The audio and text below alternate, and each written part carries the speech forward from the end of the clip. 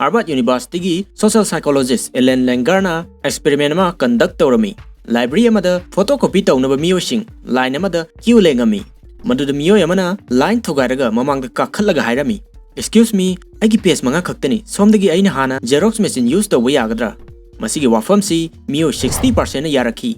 Chap manaba experiment si amuka tawi. Hadamukti anawba nipa amana mangda kakhallaga hairai. Excuse me, aigi se page manga khaktani somdagi aina hana Xerox machine use tawba yagadra. Maramdi ai khara thure. Masigi wafam sidadi miyo 94% na yarakhi. Masigumba chap manaba wafam sida mawong amada haibadana yaningba fawdraga khajiktan khenaba mawongda haibadana yaningba fawriba sigi maramda Robert B. Cialdini na chahi kuntranga hena evidence yauna research tawraba amadi chahi ahum hena study tawraba matung Influence the Psychology of Persuasion haiba maroiba lariksi phonki lariksi 30 language hena translate tawduna 3 million copy hena yonkraba amadi New York Times the bestseller list ta chankraba larik amani. Author ki matungina miyo yamabu haiba yahanaba persuasion tawagi maroiba category tarukta challi. Marup sing masi yamna maroiba larikni. Masi ki technique sina aikhoina tawba thabak singda miyo singna yaningba pokhanduna aikoi ki success obagi lambi da help tawgani. Adubu masi khangdragadi masibu lana sizinaba compliance professional singi victim oiduna aikoi ki punsi da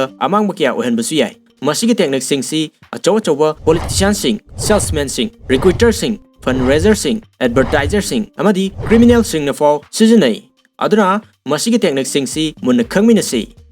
Number 1. Reciprocation.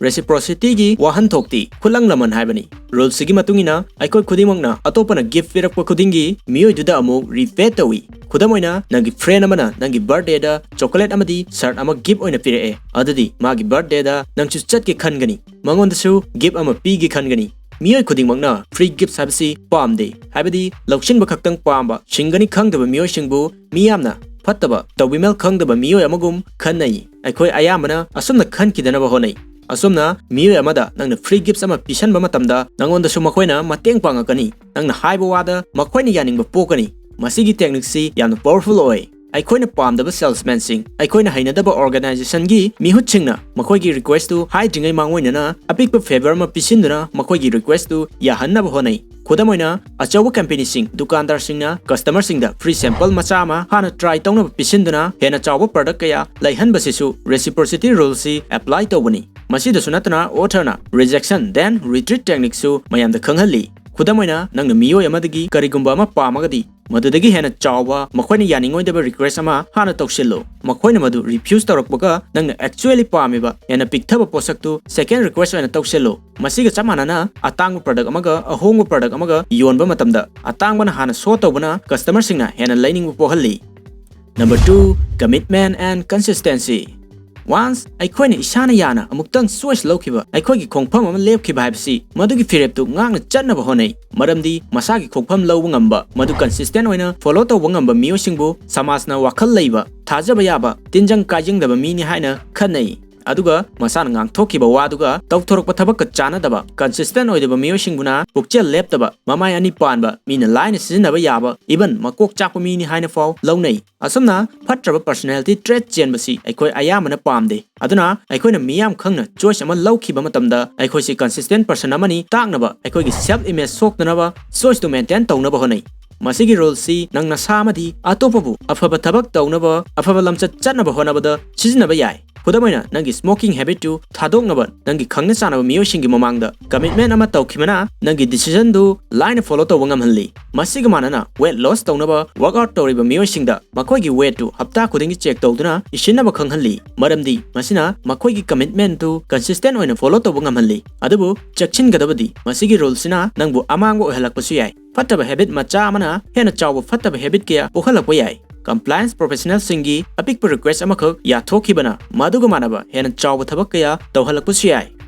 Number 3. Social proof. Author gi matungina miyoi chamagi manungda 95% di imitator habadi mitok tamaga thabak tawba miyoi singni aduga miyoi 5% khakna initiator habadi masagi idea da follow tawraga thabak tawba miyoi singni. Social proof habsi mi ayamana tawnaba thabak makhoi ayamana chatpa behavior singdu chummabai khanduna makhoi gi matawdu aikhoina tamba adubani aikhoina aikhoiga manaba miyoi singi mataw tami. Khudamoina phagi amada nangna munna tahaudragasu nangi akoibada lairiba friends singna nokpa matamda nangsu nokani ꯃꯁꯤꯒꯤ ꯇꯦꯛꯅꯤꯛꯁꯤ ꯃꯤꯑꯣꯏ ꯀꯌꯥꯅ ꯁꯤꯖꯤꯟꯅꯩ bartendersingna makhoi tips hapnaba jar du paisa khara yawhalaga thami maramdi arakpa miyoisingna tips hapasi chanabini khalannaba advertisersingna makhoi gi product tu miyoisingna khwaidigi pamnaba poni khalannaba honai tv gi showsingda fake louder tracksing hapchinduna miyoisingbu hena nokhannaba honai adubu masigi rule sina maram oiraga hodong thiba hena thokhanbasu yai study kharada front page amada suicide story hapana maram oiraga thangnaba manta miyoi yankhai henba amagasu suicide tawhalli mi yamna tinba mafamda emergency amabu mi atainasu ignore tawna kibana aikhoinasu luna khalludaba yai number 4 liking masidi yamna simple oiba rule ni masina taglibasi aikhoina pamba aikhoina like tawba miyoisingna hairakpa wada aikhoina yaningba phawi aduna compliance professional singna masigi khodong sabasi launaba honai adubu karam factor na miyoi amana like tawhalli a physical attractiveness study sing matungina aikoi ayamana khalli madudi masak phajaba body shape phajaba miyoisingna afaba magun sing habadi talents kindness honesty intelligence asuna singbasi siali khalli aduna phajaba miyoisingduna haibada aikoi ayamana like tawi maramdi makoigi punsida aikoisu part ama oiningi natraga makoigumna aikoisu phajaningi study gi matungina and some oiba miyoidana legal system da dandi yamdana pigalli cute oiba school children singna ozana luna tawgalli masigi khodong chapsi sales representative singna launa bahonai makoina masak phajaba miyoisingbu salesman oina sustawi amadi sales training da phajahanaba hints kaya hapchilli b similarity aikoi ayamana aikoi ga manaba miyoising habadi opinion manaba personality trait manaba background manaba lifestyle manaba miyoisingbu aikhoina like tawi study singi matungina manaba dressing set ba miyoisingna makhoi ga manaba miyoisingi mateng pangalli sinpham manaba miyosing hang out tawi masigi khodong chabsi compliance professional singna launa bahonai makoisu aikoi ga manai habadu utna bahonai amadi makhoi gi wafamdu yaning hanna bahonai c compliments achumbo oirasu sasinabo oirasu miyoisingna aikoi isagi maramda compliment pirakpa habisi aikoi ayamana panggalli maramdi makhoi gi compliment tuna aikoi gi thauna happy maramsina compliment pirakpa miyoisingbu aikoina positive oina khalli maramsina makoina hairakpa wasingda aikoina yaningi d context and cooperation aikoi ga hana thengna khraba miyoising natraga hana chatkraba mafamsingna amukta thengna driba miyoi natraga mafamdagi and familiar oi masiga manana aikoi ga chamanaba common goal amada natraga chamanaba team amada thabak tawinaba miyoisinga connection ama form tawi maramsina makoina hairakpa wafamsingda aikoi ayamana like tawi e conditioning and association